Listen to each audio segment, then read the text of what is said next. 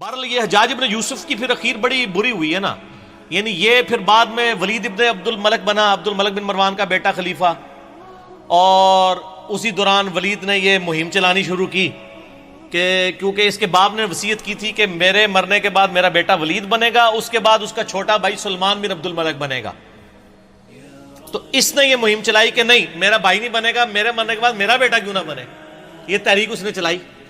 جب یہ تحریک چلائی نا تو سارے گورنر، آپ کو پتا لائی لگ ہوتے ہیں، سارے مان گئے۔ ایک گورنر ایسا تھا جس نے کہا کہ نہیں، وہ عمر بن عبدالعزیز تھے،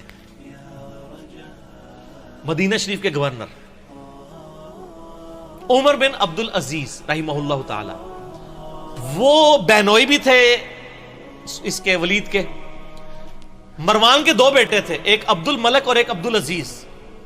عبدالعزیز کا بیٹا عمر بن عبدالعزیز ہے، یہ بھی مروان کی اولاد ہے، لیکن دیکھ لیں، اور اسی لیے ہم کہتے ہیں نا آل امیہ میں عمر بن عبدالعزیز۔ مولانا طارق جمیل صاحب کو میں کہتا ہوں نا آل امیہ میں عمر بن عبدالعزیز، ٹھیک ہے؟ آپ سمجھ آئی کیوں کہتے ہیں؟ تو عمر بن عبدالعزیز نے مخالفت کر دی، انہوں نے کہا نہ۔ اب وہ کیا ہوا کہ اس نے پکڑ کے عمر بن عبدالعزیز کو قید میں ڈال دیا، چونکہ عمر بن عبدالعزیز جو ہے نا وہ بڑے محبوب گورنر تھے اپنے علاقے کے، تو بڑی شورش برپا ہو گئی۔ اسی دوران ولید بن عبد الملک اچانک مر گیا، تو آٹومیٹیکلی سلمان بن عبد الملک خلیفہ بن گیا، اس کا چھوٹا بھائی۔ اور ان کی بہن تھی فاطمہ، وہ عمر بن عبدالعزیز کی بیوی تھی۔ اس لیے کہتے ہیں فاطمہ سے زیادہ طاقتور عورت کبھی نہیں گزری، کہ جس کا باپ بھی 3 براعظموں کا خلیفہ، جس کے 4 بھائی 3 براعظموں کے خلیفہ، اور جس کا خاوند بھی 3 براعظموں کا خلیفہ، اور بڑی درویش عورت تھی وہ فاطمہ بنت عبد الملک بن مروان۔ تو فاطمہ جو تھی نا وہ درویش عورت، اس کی بیوی۔ اب وہ سلمان بن گیا خلیفہ۔ سلمان جب خلیفہ بنا تو اس کو یہ چیز معلوم تھی کہ میری خلافت میں سب سے بڑی کنٹریبیوشن عمر بن عبدالعزیز کی ہے، ٹھیک ہو گیا؟ یہ اس کے دماغ میں تھا کہ اگر عمر بن عبدالعزیز نہ ہوتا تو میرا بھتیجا اس وقت خلیفہ ہوتا، اور مجھے تو اس نے معزول کر دیا تھا میرے بڑے بھائی نے۔ تو اس لیے وہ ان کو یعنی آگے آگے رکھتا تھا۔ مسجد نبی شریف کی امامت بھی کراتے تھے۔ انس بن مالک کے بارے میں سنن نسائی میں آتا ہے کہ میں نے رسول اللہ صلی اللہ علیہ وآلہ وسلم کے بعد بڑے عرصے کے بعد کسی ایسے شخص کے پیچھے نماز پڑھی ہے جو بالکل نبی علیہ السلام کے طریقے پہ ہمیں نماز پڑھاتا ہے، اور وہ عمر بن عبدالعزیز ہے۔ 99 ہجری میں خلیفہ بنے، اور 101 ہجری میں صرف 38 سال کی عمر میں آل امیہ نے زہر دے کے ان کو شہید کر دیا، ٹھیک ہو گیا؟ تو عمر بن عبدالعزیز جب خلیفہ بنے تو یعنی یہ گورنر تھے اور سلمان خلیفہ بن گیا۔ پھر انہوں نے مشورہ دیا کہ حجاج ابن یوسف کو معزول کیا جائے، یہ ظالم آدمی ہے۔ اس نے کہا حجاج نام کے جتنے بندے ہمارے گورنمنٹ میں ہیں سارے معزول، جیلوں میں ڈلواؤ ان کو، ٹھیک ہو گیا؟ اب جب یہ جیلوں میں گئے نا تو محمد بن قاسم کا بھی رگڑا لگ گیا، جس نے یہاں پہ وہ حجاج ابن یوسف کا کیا تھا، رشتہ دار تھا نا، بانجا تھا نا، بانجا یا بھتیجا۔ تو اس کو پھر مفتے میں رگڑا لگ گیا، اس کو پھر بلا کے جیل میں ڈالا گیا۔ وہ کہتے ہیں نا جی وہ نباز جیل ہی پاتا سی، اس لیے کہ پیچھے خلیفہ چینج ہو گیا تھا۔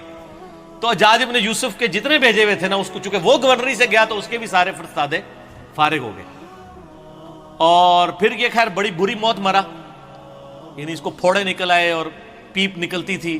پھر مرتے مرتے یہ کہتا تھا کہ جی اللہ تعالیٰ تو ماں سے زیادہ محبت کر، جو ساڑھے لوگ بھی کہتے ہیں۔ حسن بصری کو کسی نے بتایا کہ وہ تو کہتا ہے کہ جی اللہ تعالیٰ کی رحمت تو میرے گناہوں کو تو اس کے سامنے کچھ بھی نہیں ہے۔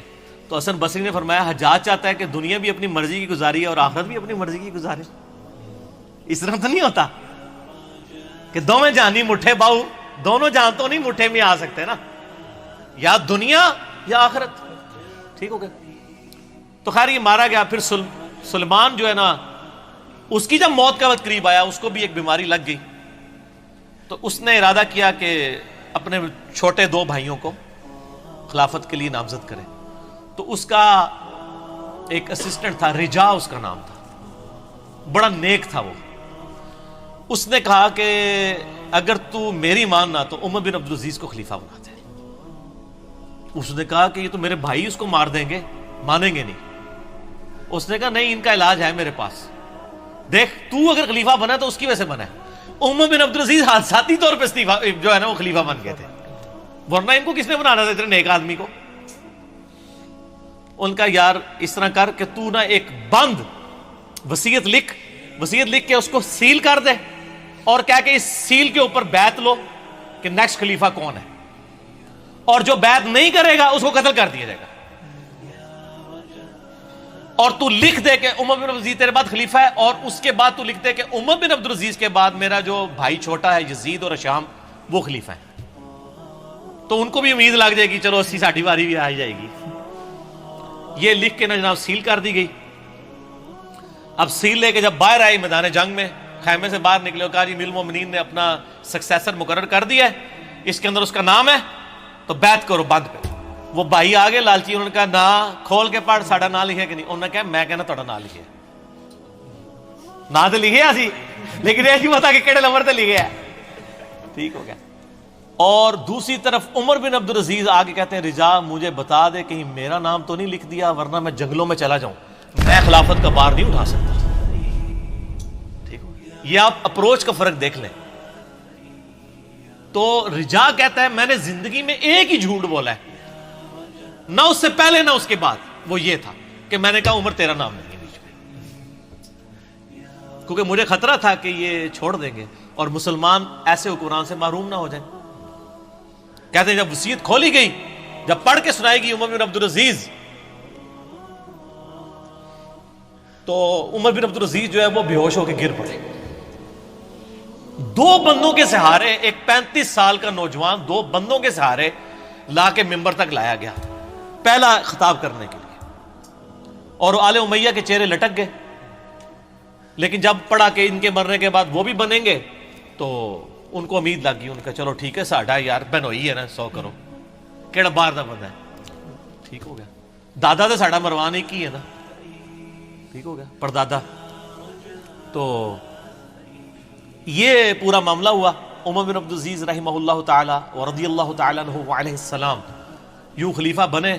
پھر سر 2 سال صرف ان کو رہنے دیا ہے، 2.25 سال، جتنی حضرت ابوبکر کی خلافت کا ٹینیور ہے نا اتنا ان کا۔ اور دیکھ لیں اسلام میں 5 خلفاء ابو بکر، عمر، عثمان و علی اور حسن ابن علی کے بعد 6ٹھا خلیفہ ان کو مانا جاتا ہے، بیچ میں کسی کو خلیفہ نہیں مانا جاتا۔ علی منہاج النبوہ 2 سال کے اندر، 2.25 سال کے اندر انہوں نے پچھلے 40 سال میں آل امیہ نے جتنی لوگوں کی جدادیں ہتھیائی تھی نا ان کی اولادوں کو بلا کے واپس کی۔ جو جاگیر فدق تھی وہ بنو ہاشم کے حوالے کر دی، اور ممبروں پہ جو پچھلے 60 سال سے سب و شتم ہو رہا تھا مولا علی پر، لعنت کروائی جاتی تھی، وہ بند کروا کے ان اللہ یأمر بالعدل والاحسان یہ والی آیت خطبے میں داخل کی، اور تبدیلی آ گئی جناب۔ یہ تبدیلی تھی جو آئی۔ اور راوی کہتے ہیں کہ جی عمر بن عبدالعزیز جب خلیفہ بنے نا، اس سے پہلے تک یہ حالت تھی کہ لوگوں کی چوراہے پہ یہ گفتگو ہوتی تھی تیرے کتنے پلاٹ ہیں اور تیرے کتنے بنگلے ہیں اور تیری کتنی بیوی ہیں۔ اور جب عمر بن عبدالعزیز خلیفہ بنے تو چوراہوں پہ یہ گفتگو ہوا کرتی تھی کہ تو نے اس ہفتے کتنے نفلی روزے رکھے اور کتنا قرآن پڑھا۔ کیوں کہ جب عمر بن عبدالعزیز جمعے کی نماز پڑھانے کے لیے آتے تھے تو 10-10 15-15 پیوند ان کے کرتے کے اوپر لگے ہوئے ہوتے تھے۔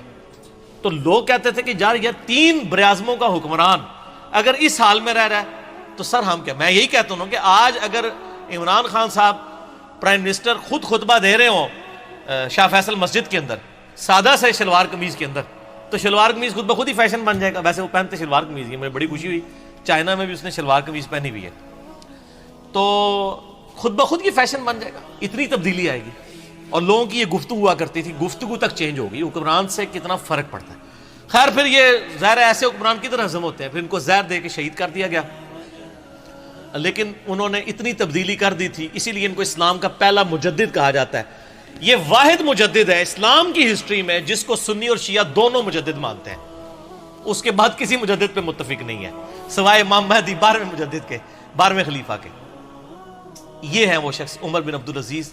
چونکہ حجاج ابن یوسف کی بات تھی تو حجاج ابن یوسف کا انجام بھی بتانا تھا، اس کے ساتھ یہ ساری چیزیں جڑی ہوئی تھی، تو میں نے بتا دی اس لیے۔